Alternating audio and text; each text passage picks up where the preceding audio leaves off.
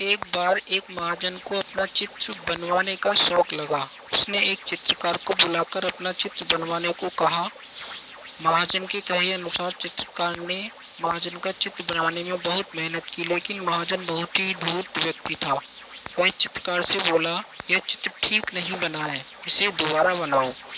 ऐसा करते करते महाजन ने बहुत सारे चित्र बनाकर उन्हें गलत बता दिया। अब चित्रकार समझ चुका था कि महाजन चेहरा बदलने में माहिर है और हर बार चित्र बनाते समय चेहरा बदल लेता है। इसलिए उसने महाजन से अब तक बनाई गई सभी तस्वीरों का मेहनताना मांगा। धूर्त महाजन बोला, कैसा मेहनताना? तुमने अब तक एक भी सही चित्र नहीं बनाया है। जब तुम सही चित्र बनाकर दोगे तो तुम्हें तुम्हारा मेहनताना मिल जाएगा। महाजन की बात सुनकर चित्रकार निराश होकर अपने घर लौट गया और अपनी पत्नी को महाजन के इस करतूत के बारे में बताया।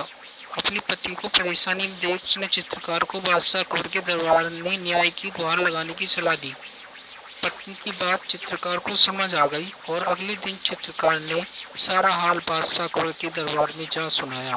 बादशाह ने चित्रकार से सारे चित्र मंगवाए और साथ ही महाजन के भी महल में बुलवाया। इस चित्रों को ध्यान से देखने के बाद बादशाह अकबर ने महाजन से पूछा, इन चित्रों में कुछ कमी है क्या? महाजन ने कहा, जी हुजूर, इनमें कोई भी चित्र हूबहू मेरे जैसा नहीं है। महाजन की बात सुनकर अकबर सोच में पड़ गए और बीरबल से मामला सुलझाने को कहा। बीरबल पहले से ही दरबार में उपस्थित था और सारी बातें अच्छी तरह समझ चुका था कि महाजन के चेहरे में माहिर है, इसलिए चित्रकार को परेशान कर रहा है।